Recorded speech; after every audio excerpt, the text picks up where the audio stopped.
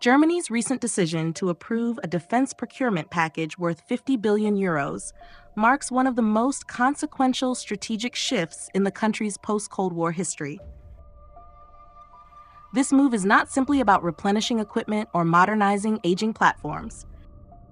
It represents a fundamental reassessment of Germany's role in European security and its responsibilities within the North Atlantic Treaty Organization. For decades, Berlin operated under the assumption that large-scale interstate war in Europe was improbable, allowing defense readiness to erode, while economic power became the primary instrument of influence. That assumption no longer holds. The war in Ukraine has reshaped Germany's strategic environment in a way that political declarations alone could not. It has demonstrated that high-intensity conflict on the European continent is not a theoretical scenario, but a lived reality. At the same time, persistent pressure from allies to increase burden sharing, combined with growing uncertainty about the long-term reliability of United States security guarantees, has forced German policymakers to confront uncomfortable questions. The 50 billion euro defense surge should therefore be understood as a response to structural change, rather than a short-term reaction to headlines.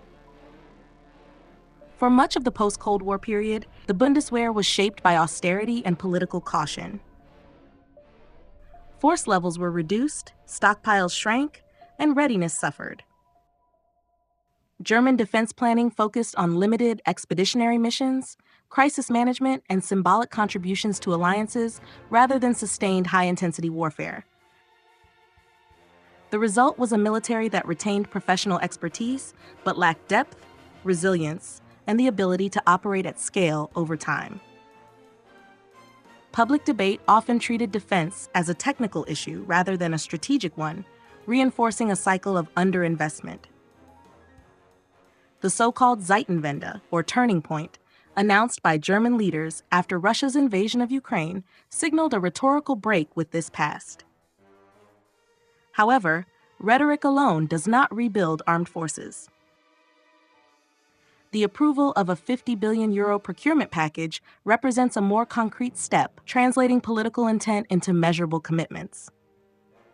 What makes this decision particularly significant is not just its size, but the logic behind how resources are being prioritized.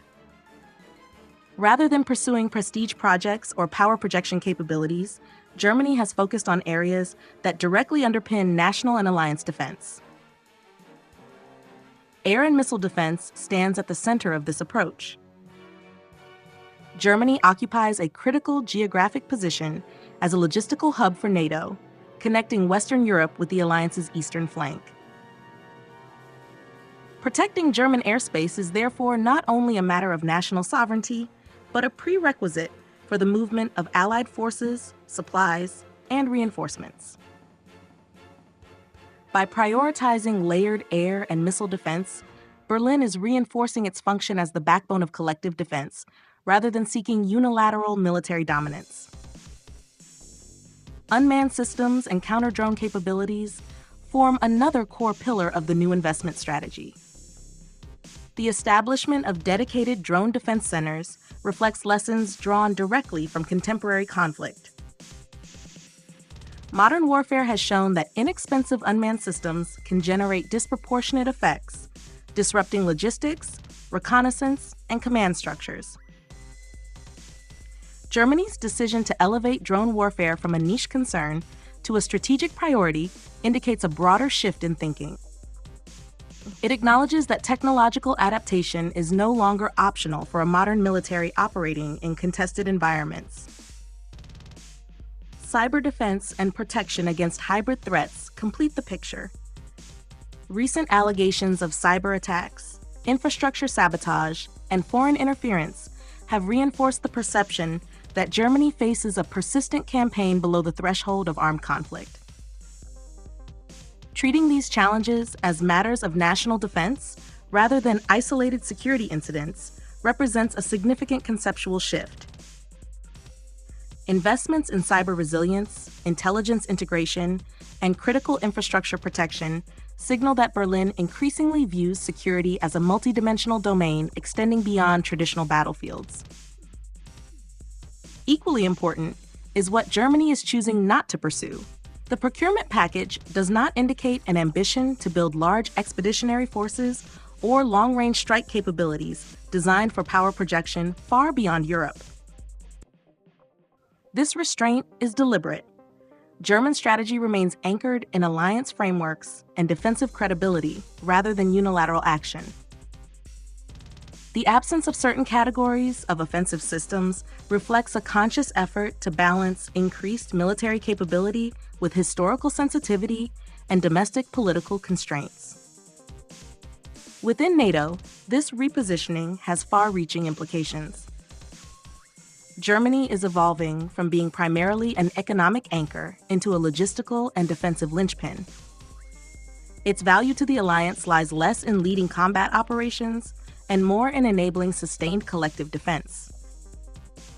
This includes hosting and protecting critical infrastructure, ensuring freedom of movement for allied forces, and maintaining readiness for prolonged crises.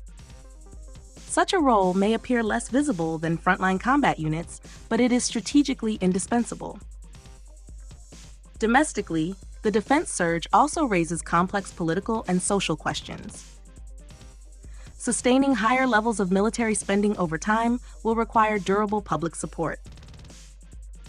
Debates about personnel shortages, potential forms of national service, and trade-offs between defense and social spending are already intensifying.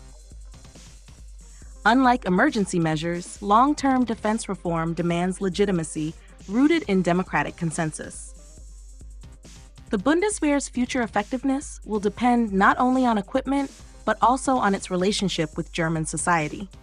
There are also risks associated with this transformation. Germany's defense industrial base must be capable of absorbing large orders without excessive delays or cost overruns. Procurement reform, long criticized for inefficiency, will be tested under increased pressure. Strategically, a more prominent German role in European defense could attract greater attention from adversaries, particularly in the realm of hybrid warfare.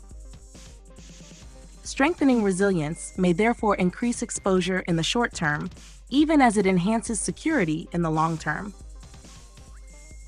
The central question remains whether Germany can maintain this strategic course once the immediate sense of crisis fades. History suggests that defense commitments are often vulnerable to political fatigue. However, the current shift differs from previous cycles because it is grounded in a redefinition of national interest rather than temporary shock. Germany is not abandoning its post-war principles, but recalibrating them to reflect a more contested world. Ultimately, the €50 billion defense package is less about rearmament in the traditional sense and more about responsibility. Germany is aligning its security posture with its economic weight and geopolitical position. In doing so, it signals to allies and adversaries alike that it accepts the obligations that come with leadership in Europe. The success of this transformation will depend on sustained political will, institutional reform, and societal engagement.